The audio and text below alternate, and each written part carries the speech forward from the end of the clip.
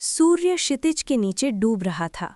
आकाश को नारंगी और बैंगनी रंग में रंग रहा था, क्योंकि अंतिम किरणें धूल भरे प्रशिक्षण मैदानों को रोशन कर रही थीं।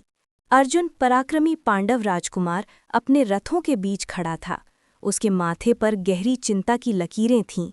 उसकी प्रसिद्ध धनुर्विद्या, जो आमतौर पर इमेंस गर्व का स्रोत थी, उसके हाथों में भारी लग रही थी। हे कृष्ण, उसने आह भरी, अपने दिव्य सारथी की ओर मुड़ते हुए। कल कुरुक्षेत्र का महान युद्ध शुरू होगा, और मैं युद्ध के मैदान के पार किसे देखता हूँ? मेरे अपने संबंधी, मेरे गुरु, मेरे प्रिय दादा भीष्म। मैं उनके खिलाफ अपना धनुष कैसे उठा सकता हूँ? मेरा हृदय इस कार्य से सिकुड़ रहा है। कृष्ण, हमेशा शांत, केवल मुस्कुराए। आह अर्जुन, शाश्वत दुविधा, लड़ना है या नहीं लड़ना है, यही प्रश्न है ना? लेकिन मुझे बताओ मेरे प्यारे मित्र, यदि तुम सही के लिए नहीं लड़ोगे तो कौन लड़ेगा? अर्जुन की आंखें, जो आम तौर पर तीक्ष्ण और केंद्रित होती थीं, अब निराशा से बादलों से घिरी हुई थीं। लेकिन कृष्ण, रक्तपात, दुख, मेरे अपने परिवार के आंसुओं से सना हुआ कोई भी विजय कैसे मधुर हो सकती है?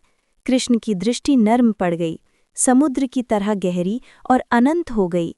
अर्जुन, ध्यान से सुनो। तुम एक योद्धा हो। तुम्हारा धर्म, तुम्हारा पवित्र कर्तव्य धर्म की रक्षा करना है। शरीर नश्वर है, एकमात्र वस्त्र जो हम उतार देते हैं। आत्मा हालांकि शाश्वत है, तलवार या आग से अछूती। यह बस एक रूप से दूसरे रूप में चली जाती है, जैसे कपड़े बदलना। तो तुम वास्तव में किसके लिए शोक मना रहे हो? अर्जुन ने पलकें झपकीं। आत्मा शाश्वत है, निश्चित रूप से, कृष्ण ने पुष्टि की।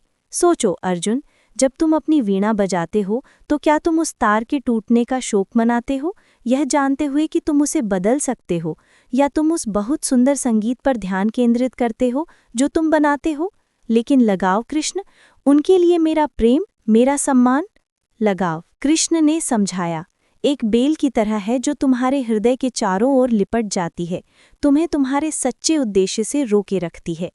अपने कर्म को उसके फलों से लगाव के बिना करो। कार्य करो, लेकिन परिणाम की लालसा नहीं करो। एक नर्तकी की तरह जो पूरे दिल से प्रदर्शन करती है, लेकिन तालियों से चिपकी नहीं रहती। वो रुके। कल्पना करो अर्जुन, यदि हर बार जब तुम एक तीर का निशाना लगाते तो तुम इस बात की चिंता करते कि वह लगेगा या चूकेगा। क्या वह लक्ष्य को परेशान करेगा, या दूसरे क्या सोचेंगे? क्या तुम कभी कुछ मार पाओगे? अर्जुन ने एक छोटी आश्चर्यचकित हंसी छोड़ी। नहीं, मुझे लगता है ऐसा नहीं होता। बिल्कुल, कृष्ण की आवाज में अब एक आरामदायक गर्म स्वर था।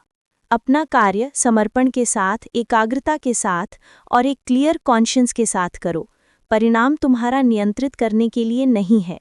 यह एक बीज बोने की तरह है। तुम उसे पानी देते हो, तुम उसका नोषण करते हो, लेकिन तुम उसे ठीक वैसे ही बढ़ने का आदेश नहीं दे सकते जैसे तुम चाहते हो। प्रक्रिया पर भरोसा करो अर्जुन, अपने धर्म पर भरोसा करो। अर्जुन ने डूबते सूरज की ओर देखा। उसकी अब दृढ़ आंखों में उसकी अंतिम किरणें प्रतिबिंबित हो रही थीं। तो तुम क्या कह रहे हो? अर्जुन ने सोचा कि मुझे अपना तीर निशाना लगाना चाहिए, अपना बेस्ट प्रदर्शन करना चाहिए और फिर जाने देना चाहिए। कृष्ण ने पलक झपकी। ठीक है मेरे मित्र, और कभी-कभी जाने देना सबसे कठिन फिर भी सबसे मुक्तिदायक होता है। अब क्या तुम कल का सामना करने के लिए तैयार हो? निराशा के साथ नहीं, बल्कि कर्तव्य के साथ। अर्जुन ने गहरी सांस ली। उसकी छाती नए संकल्प से फूल गई। उसने अपना गांडीव धनुष उठाया। उसकी चमकती सतह गोधूली में चमक रही थी। हाँ कृष्ण, उसने दृढ़ता से घोषणा की। अब मैं समझता हूँ कि सबसे बड़ी लड़ाई हमेशा युद्ध के मैदान पर नहीं होती, बल्कि हृदय के भीतर ही होती है, और तुम्हारे साथ मैं जानता हूँ कि मैं दोनों को जीत सकता हूँ। और जैसे ही पहले तारे अंधकारमय आकाश में टिमटिमाने लगे, एक योद्धा ने अपना उद्देश्य पाया, अपने दिव्य सारथी के ज्ञान से निर्देशित होते हुए न केवल एक युद्ध का सामना करने के लिए, बल्कि अस्तित्व के गहरे सत्यों का भी सामना करने के लिए।